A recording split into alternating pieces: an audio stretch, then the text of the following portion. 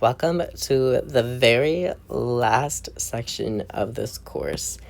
You should feel very proud of yourself for making it this far. And I hope you the best of success moving forward if you end up taking any algebra in your future. But without further ado, let's get into the final section of this course. So our last topic is something called zero product property. So if you are given a product, remember the word product means multiplication. So if you are given a product of two or more polynomials who are set equal to 0, then we can set those individual polynomials whom are being multiplied equal to 0 and solve for the variable or the letter to find the solutions to a given polynomial. Now, this works due to something called the zero product property. Now, that was a lot of words, I know, but it'll make more sense once we work through some problems. So zero product property states if we have a real number essentially just means any number. There's something called imaginary numbers. If you go a little bit up into your algebra sequence, if you are watching this and you're going to MATC, you'll learn about imaginary numbers when you take intermediate algebra, if you ever take intermediate. But anyways, zero product property states that for any real numbers, a and b, so let's say we can say a, for example, we can say a equals 3 and b equals 4. If we have any real numbers, a and b, for any real numbers, a and b, if a times b equals 0, then a has to equal 0 and b has to equal 0. So using that with just numbers, right? So originally I wrote a equals 3 and b equals 4 just to write some numbers that are real numbers, which is all that we've seen thus far. So we have 3 and 4. So if we multiply 3 times 4, 3 times 4, right, does not equal 0. And, that makes sense, right? So in this case, zero product property would not hold true. So, but if we were to have let's change that up and say we have x times y equal to 0, where x and y are any real numbers, that must mean that whatever the value of x is and whatever the value of y is, this zero product property states that any one of x or y, one of these values has to be equal to 0. Right? Because anytime we multiply something by 0 or we do 0 times 0, we get 0. So, below are the steps to find the solutions of polynomials. So, I'm just going to jump into the first example, and I'm going to walk us through these steps. So, recall that when we use zero product property, what we're doing is we're actually finding the solutions to this polynomial here. So remember, when we are solving linear equations, you are finding the solutions to that. Now we're going to jump a little bit further and solve equations that are no longer linear. Now I know that this looks linear, but remember, in this section, when we multiply two binomials together, we get something that has x squared. Remember, something with x squared is not a linear equation, right? So we're beginning to solve equations that are no longer linear, which is why I am showing you this, because this is algebra to help get your foot dipped into the water before you go to your first algebra class. So, without further ado, let's do step 1 for this first example. So step 1, we have to set all these products equal to 0 and solve each equation to find the solution. So we have w plus 2. So I'm going to write w plus 2 as this blue color here. So we have w plus 2 equal to 0. Actually, hold on, let me change that because that blue is a little bit bright. Let me go with the darker blue. So we have w plus 2. We're going to set that equal to 0. And then let's do this green here. We have that w minus 5 equal to 0. So now let's solve for w. So w plus 2 equals 0. To solve for w, I'm going to subtract 2 on both sides. So we get w equals, well, these 2's cancel, and 0 minus 2 is negative 2. And then w minus 5 equals 0. Well, I'm going to add 5 to both sides to get w on its own. Cancel out those 5s, and we get w equals 5. Now, these are our solutions to the equation here. But now, to double check that our answers are correct, we're going to take these values and plug them back into this equation to see if we get 0 as our answer, right? To see if we get a true statement like we discussed up here, right? Where if we multiply x and y together, we should get 0. So let's do step 2. Step 2. So we're going to check our solutions and plug them into the original equation. So for this first binomial here, w plus 2, we got the solution w equals negative 2. So wherever there's a negative 2, we're going to plug that in to this first binomial. So we get negative 2. Hold on. Let me use the blue color that we used here originally to help keep us organized. So we have, I'm plugging in where w equals negative 2 for this first binomial. So we're going to get negative 2 because our w is there. Then we're going to add 2. And then here, for the second binomial here, we have w minus 5. So for the second binomial, we got w equals 5 as our solution. So I'm going to write 5 minus 5. We're going to set that equal to 0. Let's see if this is true. Well, negative 2 plus 2, well, that equals 0. So we get 0 times, well, 5 minus 5 is also 0. And 0 times 0 is 0. So these solutions are correct.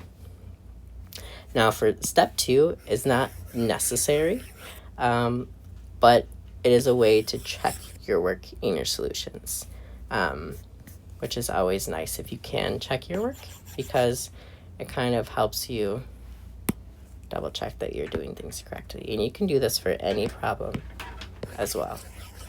So you can do that for any of these problems down here. For example 2, we have 2x minus 4 and x minus 6. So I'm going to set up these two binomials and set them equal to 0. So step 1, we have 2x minus 4, set that equal to 0. And then we have x minus 6. I'm going to set that equal to 0. So for this first equation here, I'm going to solve for x, and I'm going to start by adding 4 on both sides. So this negative 4 and this positive 4 cancel. 0 plus, we're going to write down this 2x, and then 0 plus 4, that's going to be 4. And then to get x all on its own, I'm going to divide by 2 on both sides. So we get x equals 4 divided by 2 is 2. So there is one of our solutions. And then for this one, x minus 6 equals 0. All we have to do for this equation is add 6 on both sides. So we get x equals 6. And that is our other solution. Now if we want to check our solutions and do step 2, we can. So I'm going to plug in x equals 2 into this first binomial here. So we get 2 times 2 minus 4, all multiplied by, I'm going to sub in the 6 for this binomial. So we get 6 minus 6. We're going to set that equal to 0. Well, using order of operations here, we have 2 times 2, which is 4. And, well, 4 minus 4, that's going to be 0. And we have 6 minus 6, which that is also 0. So 0 times 0 equals 0. Well, 0 times 0 does indeed equal 0. So these solutions work. These solutions are true.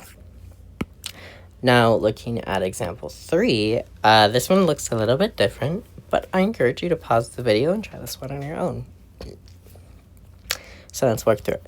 So we have z times 3z minus 6. So this z on its own is technically, it's still a polynomial. It's just called a monomial, which is just the word when we have a polynomial that only has one term. So I'm going to set this z equal to 0. And then I'm also going to set this binomial here equal to 0. So we have 3z minus 6 equals 0. So, well, for this first equation, z equals 0, well, z is already solved in this case because z is already on its own. So z equals 0 for that one. And then for the second equation, 3z minus 6, let's start by adding 6 on both sides. So we get 3z equals, well, these 6 cancel, and 0 plus 6 is 6. And then we're going to divide by 3 on both sides. So we get z equals, well, 6 divided by 3 is 2. And that's our other solution. Now for step 2, if you want, I encourage you to do it to check the solutions. But I am going to start going through these other problems here. But please, please, please get in the habit of checking your answers if you have time, because it never hurts. So looking at example 4, we have 4 times the binomial v plus 7 equal to 0. So with this one, notice this is a little bit different because we have a 4, which is the number on the outside being multiplied, versus here we had a variable on the outside rather than this number here. So if you want, we can set that 4 equal to 0, but right, that's not a variable, right? And does 4 equal 0? It does not. So in this case, this 4 just goes away. We are going to ignore that 4 is even there on the outside whenever this happens. So whenever we have a number on the outside being multiplied, that number just goes away because we can set that number equal to 0.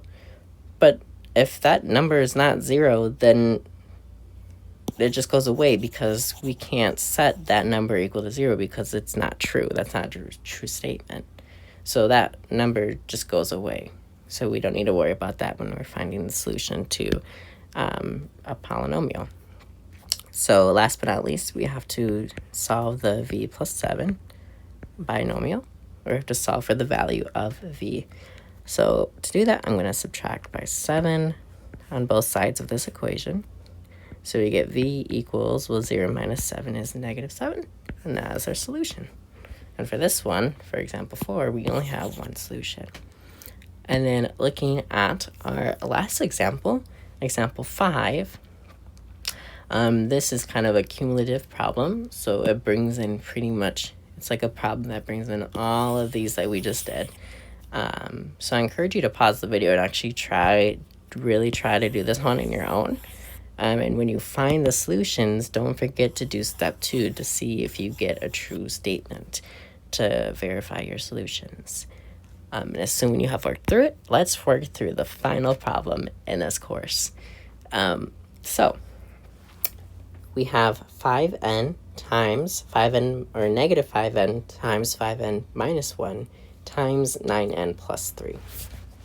So I'm going to go ahead and set all these terms equal to 0. So we're going to have negative 5n, that does not look like an n, equal to 0. And then we have 5n minus 1 equal to 0. And 9n plus 3 equal to 0. So I'm going to start for this first equation here. I'm going to divide both sides by negative 5 to get that n on its own. Both those negative 5's cancel, so we're left with n equals, and anything divided by 0 is 0. So in this case, n equals 0 for this first equation. And then for 5n minus 1 equals 0, let's start by adding 1 on both sides. So we get 5n equals, well, this negative and positive one cancel, and 0 plus 1 is 1. And then I'm going to divide both sides of this equation by 5 to get n on its own. So we get n equals 1/5. And that is our answer for our second equation. And looking at our last equation, 9n plus 3 equals 0. Well, subtract by 3.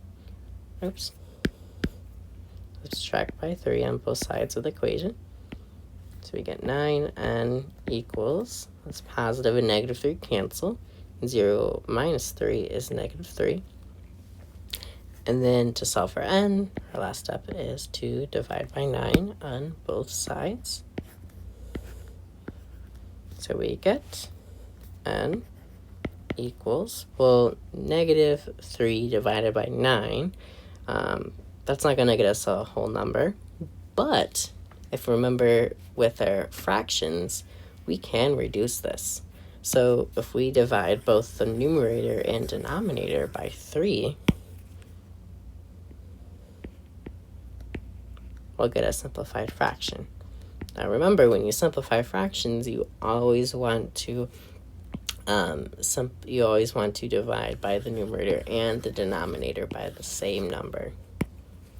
So negative 3 divided by 3, that's going to be negative 1. And then 9 divided by 3, well, that's going to be 3. So our other solution is n equals negative 1/3. Now, because I'm feeling like we should go through this, let's just check our solutions for this last problem. So for this first monomial here, we got our solution that was 0. So I'm going to do negative 5 times 0, because we have negative 5n, plugging in that solution. And then if we plug in our second solution for our second polynomial here, or the binomial, we're going to plug in n equals 1/5. So we have 5.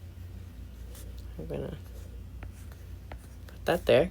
And then I'm going to put some parentheses around this. Say, well, 5 times 1/5 minus 1.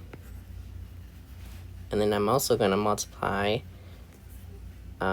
everything by this third polynomial when I plug in the solution. So we get 9 times negative 1/3 plus 3. I'm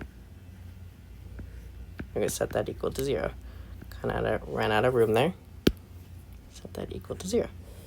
I'm actually not going to put that there because it looks like an exponent. But let's just say I set it equal to 0. So, in this case, well, let's look at this first one here. Well, negative 5 times 0, that is 0. So I'm going to move that out to the side here. And then here, well, we have 5 times 1/5. So that's going to become 5/5 minus 1. And then here, we have 9 times negative 1/3 plus 3. Well, using order of operations, we're going to multiply 9 and negative 1/3 first. So this becomes 9. But we can't forget that this 1 here is a negative. So this is going to become a negative 9 over 3. And then we're going to add 3. Set that equal to 0. Well, 5 divided by 5 is 1. So we're going to get 0 times 1 minus 1. And negative 9 divided by 3, well, that's negative 3. And we have that plus 3 equal to 0. Well, 1 minus 1 is 0. And negative 3 plus 3, that is also 0. So in this case, our solutions are correct. Thank you.